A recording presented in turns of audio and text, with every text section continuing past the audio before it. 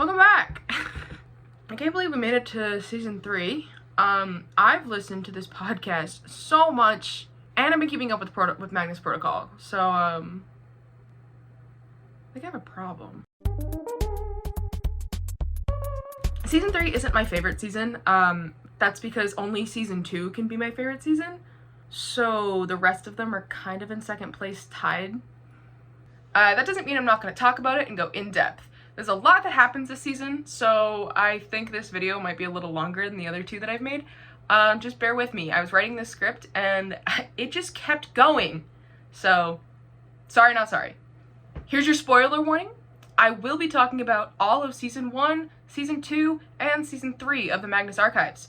I won't be talking about anything past season 3, and I'm going to be avoiding spoilers past season 3, but this will include spoilers for up to season 3. If you haven't listened to up to season 3, what are you doing here? Get out. Go listen and come back. I'll be here.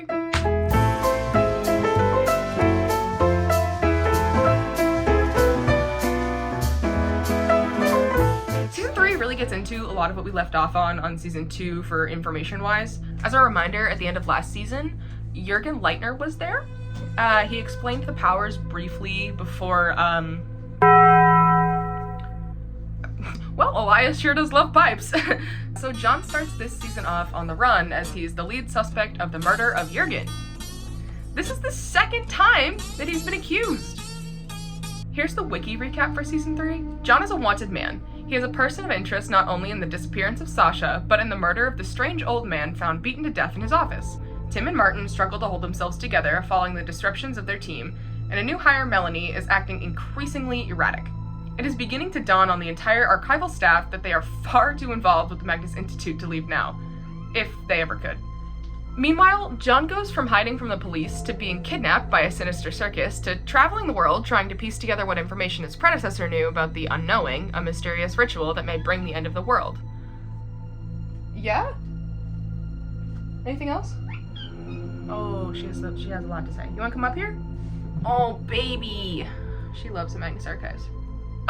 So basically, John starts the season on the run from something he didn't do, and he's living with Georgie, his ex-girlfriend, and her cat, the Admiral. This is my cat. Her name is Martini, the teeniest, tiniest girl in the whole wide world, and she loves the Magnus archives. I thought before we did the recap, we could go through some important characters of this season. Like, just a brief run through, because I'll do more later, but you know. John is the head archivist of the Magnus Institute. Martin is a sweetie who works there. Melanie now works for the Institute as of episode 84. Tim also works in the archives, but he really wishes he didn't. Georgie is John's ex-girlfriend who he's living with in the beginning of the season. Daisy is a detective on the case of Jürgen Leitner. She is ruthless! Basira, Daisy's partner in fighting crime? I was gonna say her partner in crime, but you know, they're police officers, so And Elias is the head of the Institute. And he's evil! Alright, let's jump into it. This season starts to focus on what the powers are, how they work, and we get to see more of the avatars like Jared Hopworth, Nicola Arsenov, Jude Perry, Michael Helen. We also have other people reading statements now. Martin reads some, I remember that much. I love Martin. We also get to meet Georgie in this season. John is on the run, hiding out from everyone in her flat, and mysterious statements begin being delivered. John reads and records them on tapes, and he's trying to piece things together about everything. The powers, who's sending him the statements, he just doesn't know, but he wants to. John really pushes into what I talked about last time. He puts his life on the line to find out more and more. He really wants to solve this mystery. Last season, we established that the Institute is like powered by one of these powers, and John seems to be working for the Eye. I don't think he meant to, but he's kind of in deep now. Martin doesn't think that John has the guts to be a killer. So this season's a little tricky because it flips back and forth from inside and outside of the Institute. We get both perspectives, but only we know the truth on everything. So this season starts at episode 81, and it goes until episode 120. So in episode 81, we hear about John's first encounter with the powers as a child. He had a run-in with the web that he was lucky to survive. Not being at the Institute makes him realize how helpful his assistants are to him and how much he really needs it in this situation. He doesn't know who's delivering statements to him, but he knows that the statements are being hand-delivered. Episode 84 is when Melanie joins the staff. She's back from her trip to India, but she was shot by a ghost. She wants to talk to John about it, but he's on the run and not there, so Elias does offer her a job, saying that they're in need of help, and she takes it. Martin is visibly and audibly upset that she takes this job. Melanie meets up with John outside of the Institute at a cafe, and he tells her that he needs help and he needs an inside man. In exchange for that, Melanie wants to know everything, starting with Sasha. If you remember, Melanie was the only person who realized when Sasha changed. Episode 89 is the statement of Jude Perry. Jude Perry is an avatar of the Lightless Flame. Jude's voice actor does such an incredible job with her voicing on this character. I just feel like really into the episode whenever she's in an episode. This statement gives a little insight into how and why someone becomes involved with the powers. From Jude's statement, it seems like both a persuasion as well as a choice. It's like this thing that holds you and takes care of you and takes care of all those feelings that you struggle with, and it turns them into something new and something you can use. Also, Jude and John shake hands, and John is like severely burned from this. Jude's made out of like hot wax. Tim takes a leave of absence unannounced, but he isn't fired. When he comes back, he's like, I got really sick and I had to come back to the Institute. Elias confronts him about leaving, and Tim ends up coming to the conclusion that they are trapped there and they do rely on like the Institute for some sort of like energy. He basically comes to the conclusion that they can't leave or they'll die. So John's meeting a lot of scary people. He's already met Jude and Michael. If you don't remember who Michael is, he's the Distortion. And now he meets Michael. No, not the same Michael. It's a different Michael, I swear. For the sake of ease, we're gonna call this one Mike Crew. So Mike gives his statement, but there's a knock at the door once he's done. Who is it? Daisy. So she knocks out Mike and then asks John if he's still human. John says he doesn't think so, and they leave with an unconscious Mike to go to the woods. Daisy wants to kill both Mike and John. John doesn't want that. LOL. Basira shows up and convinces Daisy to not kill John, but rather use John's power of persuasion on Elias to get his confession on the murder of Gertrude Robinson. Elias does confess. He tells them he did it. He makes Basira sign a contract for the Institute though, so now her, Tim, Martin, and John are all trapped. He also learns about the unknowing and how dangerous it is. John's finally preparing to move out of Georgie's flat, but first he has a statement he wanted to read. Georgie is very upset that John has read yet another statement in her apartment without her permission because she asked him to stop. And he's like, but monsters are real. And Georgie's like, yeah. And John's like, what? And Georgie's like, yeah, I know. And John's like, oh, okay. And then he like kind of tells her everything. And Georgie asks if there's a power of death. We find out that Georgie has been affected by the power called the End, which is like the death one. And in college, she like had her fear eaten. She doesn't feel fear anymore. John starts off on this like wild goose chase, going places after receiving some statements. John goes to the original Brecon and Hope place after reading a statement by the man Brecon himself, thinking it to be a clue. He then goes to the trophy room from episode 54 with all of the taxidermy, and he sees Sarah Baldwin. She was a victim in the first episode, Anglerfish, and she had also gone with Melanie to record an episode of Ghost Hunt UK at the Cambridge Military Hospital. The trophy room has now become a place of power for the stranger, the power behind the unknowing, which they're trying to stop. John, unfortunately, meets Nicola Arsenoff. Nicola is the head stranger. She's like their ringleader running the show, and John has something she wants. Skin. John doesn't know where the specific skin she wants is, so he basically has to find it or else. She's looking for the oldest taxidermy ever. It's like this gorilla skin, and John's supposed to know where it is and he doesn't. Melanie tries to poison Elias. She doesn't like being trapped at the Institute and has convinced herself that the only way out is through Elias, somehow. So she was gonna poison him, but he sees right through it, and then he gives her tips on how to poison someone, and then he tells her to go away before he has to escalate things. Whatever that means. John's listening to another one of Gertrude's statements when he hears a familiar name and a familiar voice. It's Michael, not Mike Crew, the distorted one. And Michael was one of Gertrude's assistants. John is baffled by that thing could have been human at one point. He decides it's safer if he distances himself from people because he's, at this point, scared that he's becoming a monster like Michael, and he doesn't want to hurt his assistants, his friends. John also gets kidnapped by Breaking and Hope here, and Nicola changed her mind about the gorilla. She wants the archivist. Episode 100 is kind of cute, to be honest. It's just a bunch of live statements. Personally, it's my favorite episode out of this season. It's a great midway point through the series, and I don't know, it's just cute. I listen to it sometimes for fun. Also, at the end of this episode, Peter Lugius just kind of like apparates into the Institute. He's looking for Elias. So John's kidnapped by Nicola Arsenov. Nicola Arsenov is like I said earlier, the head of like the Stranger. She's like kind of like the person in charge. And she is a mannequin doll thing. The Stranger is strange, so Nicola Arsenov is strange. So Nicola is there with Breaking and Hope, the delivery men. This episode's kind of funny because she's just like, what kind of moisturizer do you use? And John's like, what? And she's like, we need your skin. And he's like, what? Nicola and Breaking and Hope leave, and Michael, the distorted one, shows up. Jonathan Sims, the writer of this show, and his repeat names do not make it any easier to follow. So Michael, the distortion, gives his statement to John. We learn that his full name is Michael Shelley, and that he in fact was an employee of the Magnus Institute. He had lost a friend to the spiral and joined the Institute to find more answers. He believed that Gertrude was an oblivious old woman and would do anything to help her. Sadly, she basically sacrificed him to the spiral in order to save the world, or whatever, causing him to turn into a part of the entity.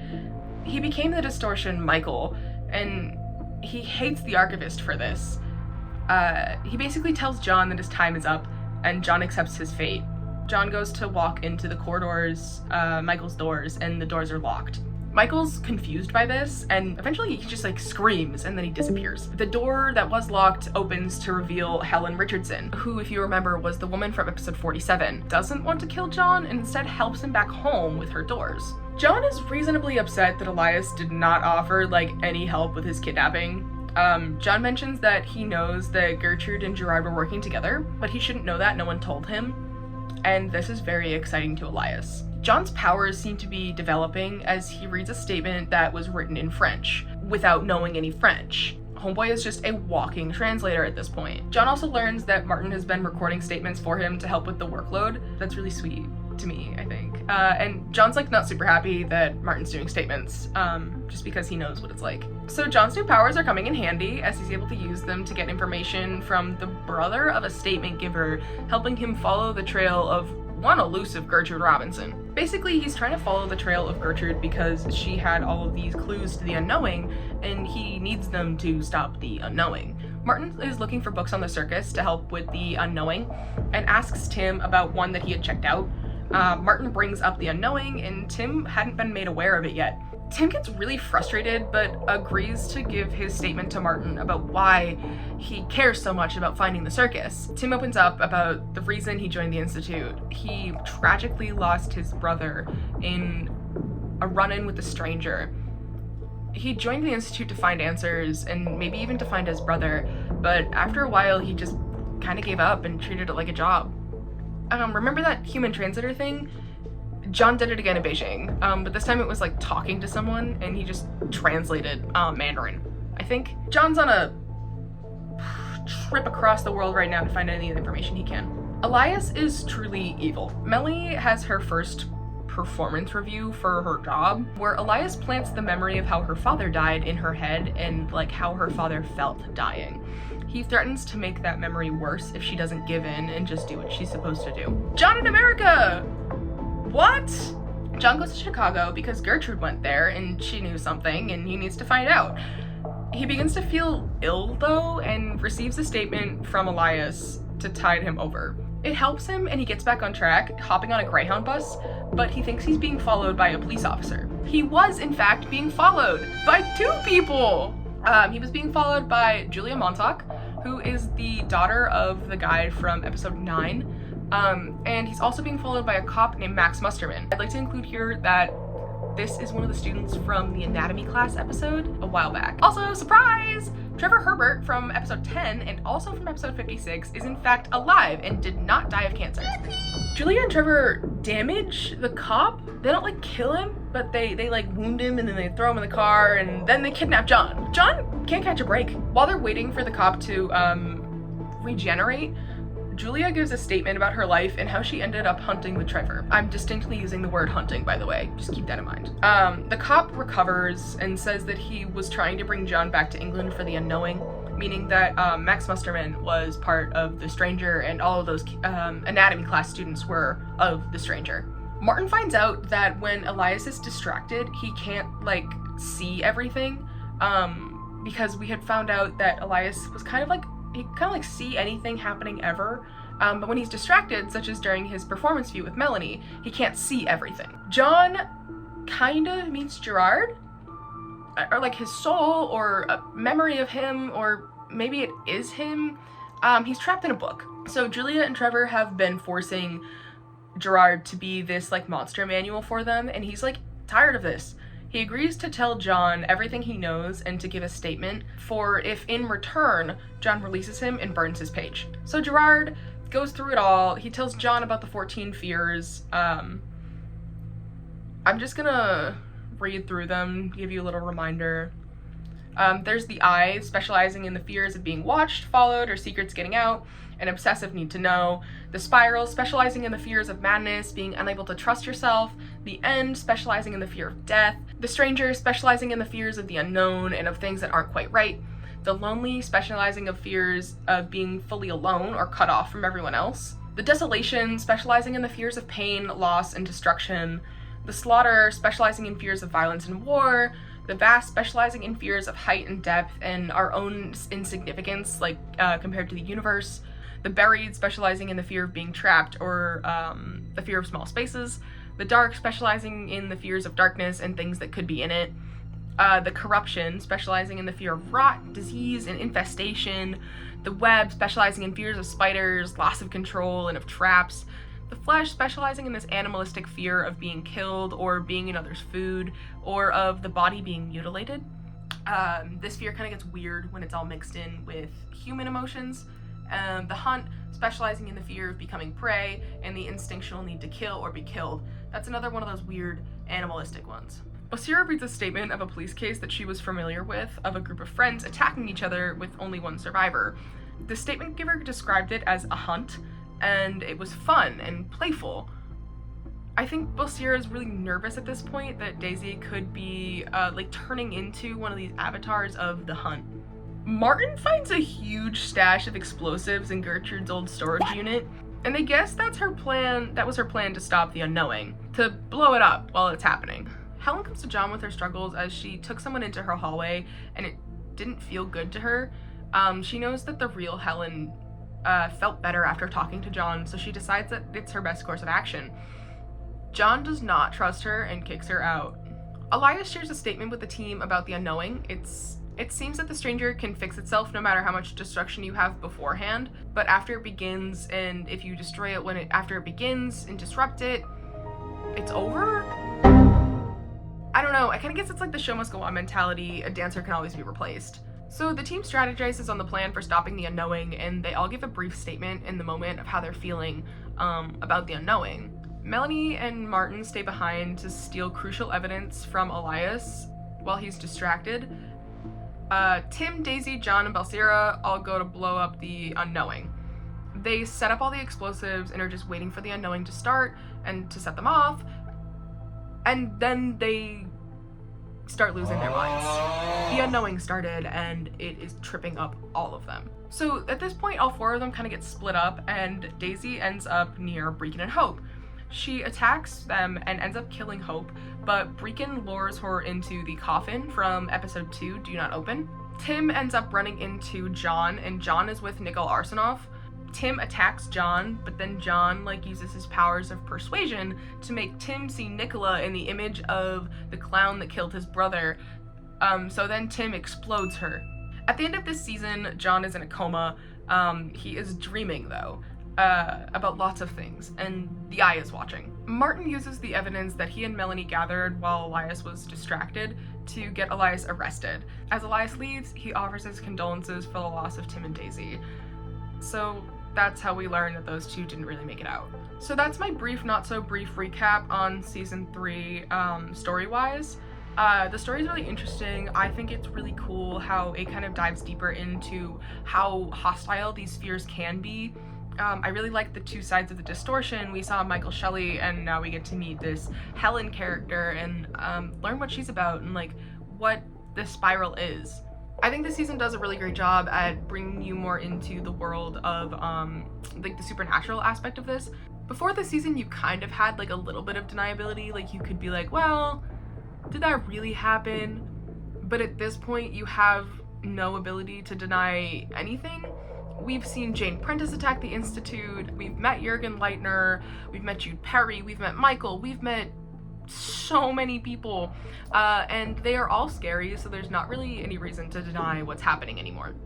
Now that I'm done with the recap, I'm going to go a bit more into the characters again. So I'm going to go back into the characters and just kind of catch up to where we are at the end of this season, just because I feel like it. I don't know, it's my YouTube channel, I can do whatever I want. So Georgie is John's ex-girlfriend, quite literally fearless, and Avatar of Death ate her fear all up. Martin is still working for the Institute, much more involved in the statement reading, but he doesn't really like reading them. It makes him really uncomfortable. Elias does something truly, truly evil to him, forcing him to know way too much about why his own mother resents him. Tim opened up this season about his affiliation with a stranger and why he joined the Institute in the first place. I think he was pretty reasonably upset. Am I sad he's gone? Yes. Was his death baller as hell? Also yes. I would say he avenged his brother pretty well. Elias is evil and in jail. Basira works for the Institute as like a hostage. She doesn't do much besides read, but that is still helpful. She has a lot of information as a former police officer. She's not super trustworthy of anyone right now. I actually don't know if she ever was, but you know. Daisy can't hurt Elias because it might hurt Basira. She could possibly be becoming Avatar of the Hunt. I don't know, it might just be a hunch Basira has, but Daisy does end this season in the coffin, presumably dead. Melanie now works for the Institute and she is angry. She helped Elias get arrested. Some other good names to remember, there's a lot of them. We've got Peter Lucas, who is the lonely man who apparates sometimes. Jude Perry, who is the part of the Lightless Flame. Gorgeous voice, huge lesbian. She was definitely in love with Agnes. Agnes was a cult leader, no longer with us. Jared Hopworth is an owner of the Bone Turner's Tale, which is a Lightner, and he is scary. Michael Crew was an Avatar of the Vast. He was. Michael was Gertrude's assistant. He got used as bait to stop the Great Twisting and became the Distortion. Helen Richardson came in to give a statement in episode 47 to John where she was eaten by a door, but then she became the Distortion, destroying Michael Shelley. Gertrude Robinson was the archivist before John, and we know she was murdered by Elias. Gerard Key was working with Gertrude. He's featured here and there within some episodes. Just a good name to know. He is Mary Key's son. He became a page in a book and John stole him and then eventually burns the page in hopes of finally setting him free from his half-existence. Julia Montague is a child from that guy from episode 9 of Father's Love. She is with Trevor Herbert and they are hunting together in America. Trevor also gave a statement in episode 10 as well as episode 56. We thought he had died of cancer, literally in the Institute, but apparently he didn't. Mikhail Salesa is also just a good name to know. He's an artifacts dealer.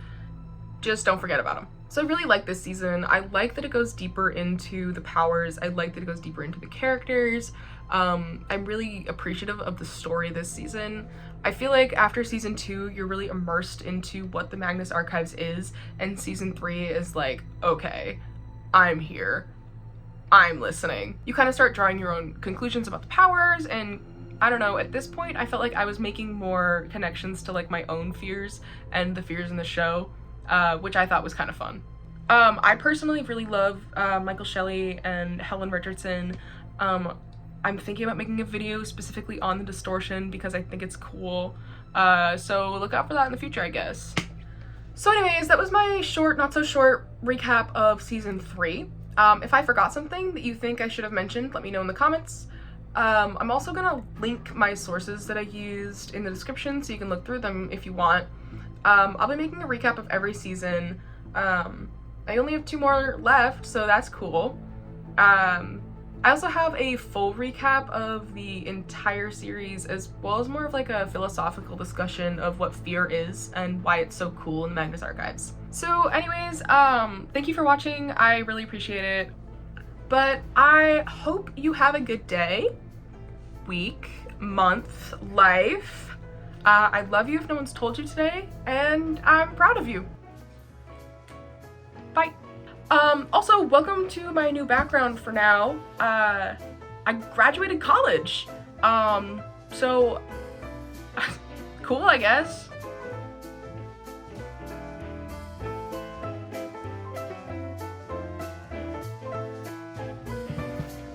I feel so short. Oh, God. Oh, no. I'm a mess. If they ever could. You wanna come in? You can come in. My cat wanted to come in. Come up. I think I may be in love with Jude. That's good. That's good. Am I out of focus? Have I been out of focus this whole time? I think I just recorded for 25 minutes and I'm not sure if I was in focus or not. I can't catch a break. I don't run out of storage on my phone. Oh, that was it. I need to shut it off. Hello?